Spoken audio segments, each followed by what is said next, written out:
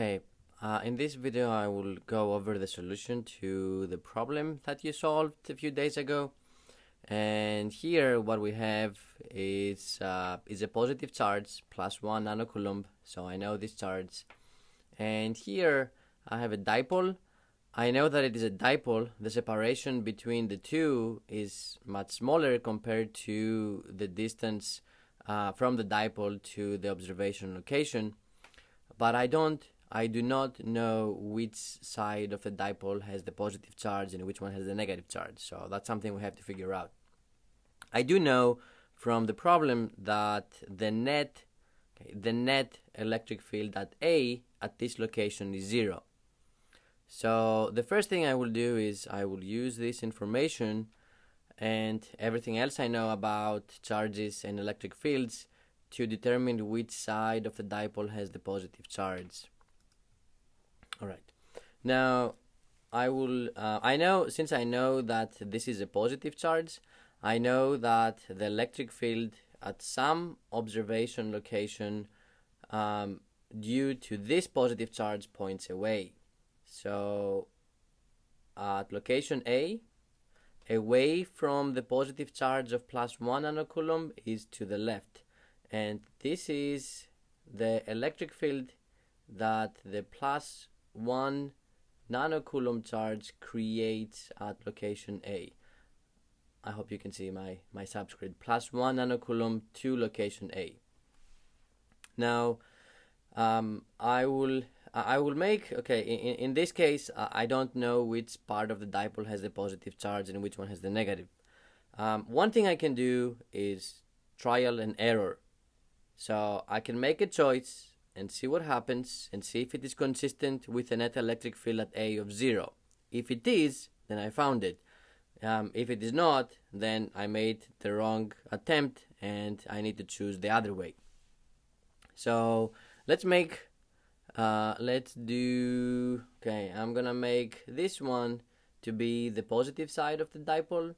So this is a positive charge, and I will make that to be the negative charge. At this point, I don't really know if this is going to work out or not, but I'm making a choice to see what happens. Now, as I said before, the electric field here, due to a positive charge at this location, would be away. So, what I'm going to do, no, that is not really away. Okay, so, not either. Alright, so I'm running out of space here.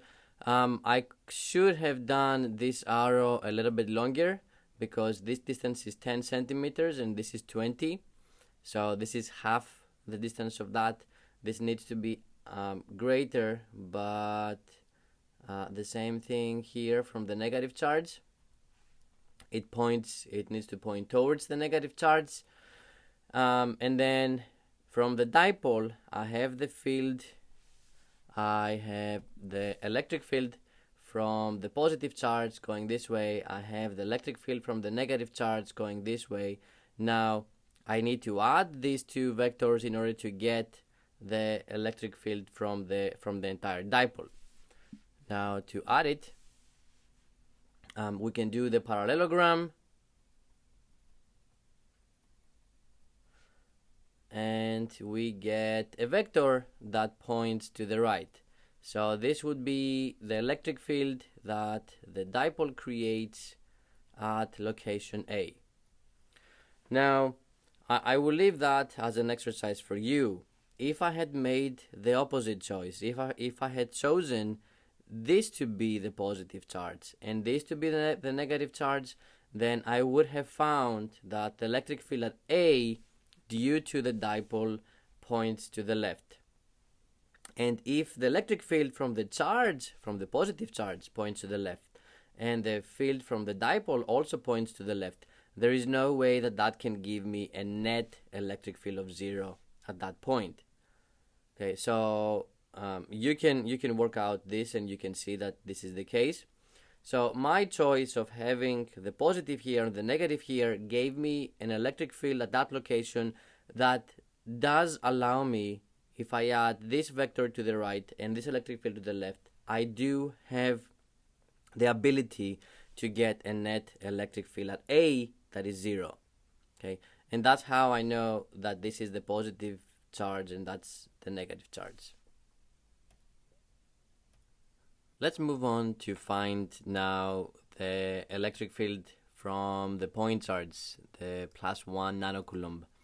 This is a positive charge. It's a point charge, and we know the expression for calculating electric field from point charges.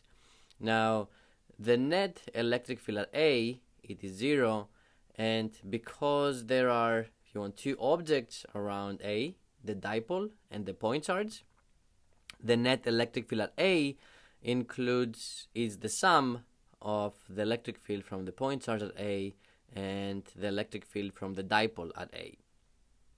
Now, I'm going to forget about, for now, I will forget about the electric field from the dipole, and I will move on to calculate the electric field from the point charge at location A. This vector needs to be calculated as the constant, 9 times 10 to the 9, the source charge, the charge that creates the electric field, divided by the magnitude of r squared times r hat. And to remind you, the way that I will do the calculations, the steps are, I'm going to write down what's the position of the source, what's the position of the observation location.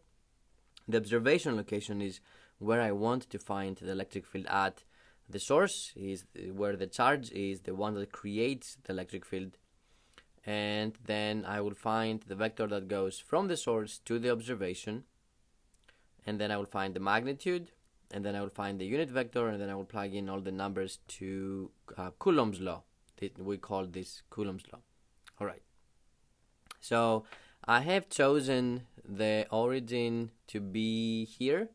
I could have made any other choice. I could have placed the origin here. I could have placed the origin there. It doesn't really matter. At the end of the day, you're going to get the same result. In fact, I would say that it will make your life a little bit easier if you place the origin here and here. But anyway, at the end of the day, you get the same result. All right. So that's the choice I made. And I know this is 10 centimeters and I know that this is 20 centimeters, and I need to write the position of the source charge. Since this is 20 centimeters and this is 10, I will write, okay, so I'm gonna go here. I am 20 centimeters in the positive x direction, and I am 10 centimeters in the positive y direction, and then I have 0 in the z, and this is in meters. Now for the position of location A, it's exactly on the y-axis. That means I have 0 in the x, and I have 0.10 in the y, and 0 in the z, and this is also in meters. Now, for the vector that goes from the source charge to the observation is equal to the position of the observation minus the position of the source charge. So I need to do this, the second vector, minus the first one. And if we do that, we get a minus 0.20, 0, 0, and this is also in meters. Now, for the next step, I need the magnitude of what I just found, and that can be found as the square root of x squared plus y squared plus z squared. If you do the calculations, you will find this to be 0.20 meters. Now, in the next step, I need to find the unit vector that will show me that will point from the source to the observation. To do that, I need to take the vector that I found here, the minus 0.20, 0, and I need to divide that with the distance, the magnitude of r. If you do that, you will find this to be minus 1, 0, 0. Now, note that this has no units because the numerator, this quantity has the units of meters, and this quantity also has the units of meters, meters by meters will cancel out and will give you nothing. So this unit vector has no units. It just shows us the direction. All right, and now I need some more space, so I will move on over here, and I will plug in everything together. So I have the electric field from the +1 nanocoulomb to location A. I'm using the equation that I wrote previously at the top.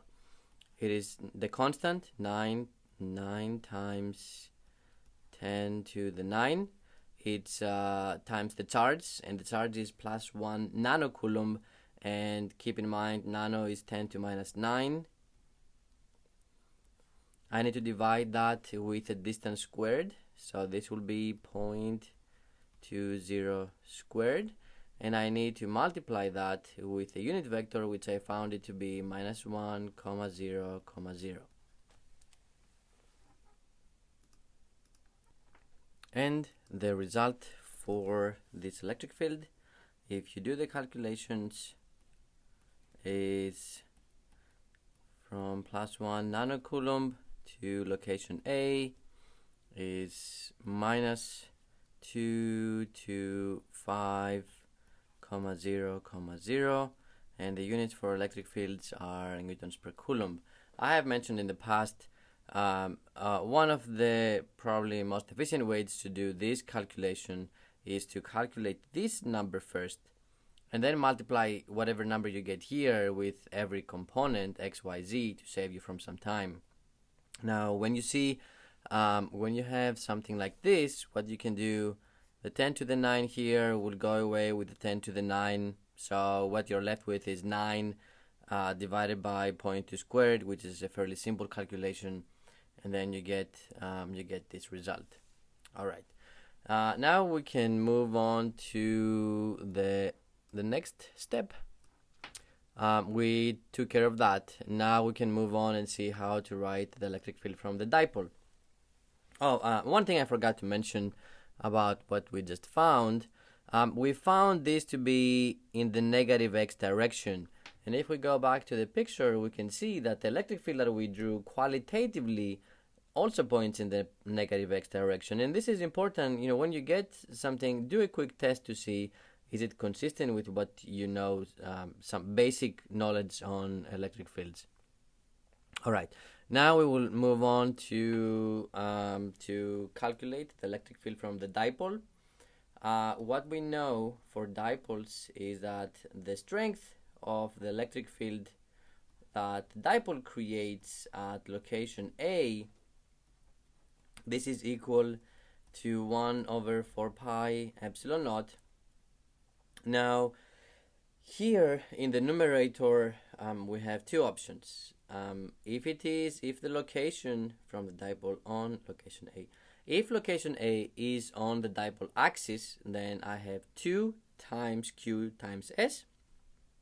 If location A is perpendicular to the dipole axis, and in this case that's what it is, the dipole axis is horizontal, location A is perpendicular to that, the equation for that electric field is just Q times S divided by, and this is the absolute value of Q, the distance cubed.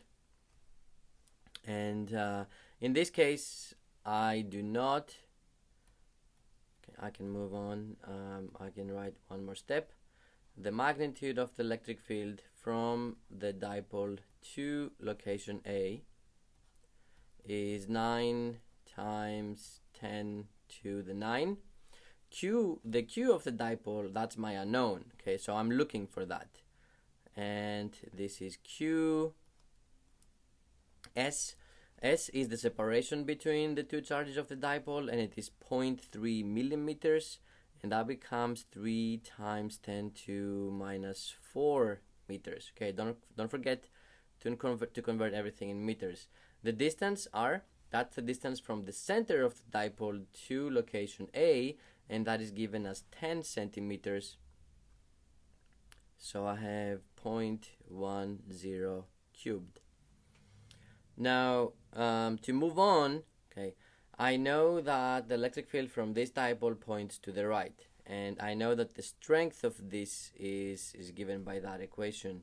So I can move on and say the electric field, the vector from the dipole to location A is given in terms of x and y and z plus 27 times 10 to the 8 comma 0 comma 0, and this is in newtons per coulomb. And of course I forgot the charge q, so there is a little q here. That's the unknown. So the 0.1 cubed will give you 10 to minus 3. When you move it in the numerator, it becomes 10 to the third. 10 to the third, 10 to minus 4 leaves you with 10 to minus 1. And 10 to minus 1 with 10 to the 9 results in the 10 to the 8. So you have 9, you're left with 9 times 3, 27, 27 times 10 to the 8 q, comma 0, comma 0. And this is the absolute value of q, really. All right, that is the electric field vector from the dipole, written in terms of q, and we know that if you add this vector with this vector, which you get is 0. So that's how, and that is because the net electric field is 0. So what I will do, I will use this equation and this equation, plug them into this equation over here, and then I will solve for q. What we get, okay, so if I do that, the equation I will get is 27 times 10 to the 8 times the absolute value of q should be equal to 2 to 5. And if you do the algebra, you will find the charge q to be 8.3 times 10 to minus 8 coulombs. Okay, and that concludes our solution.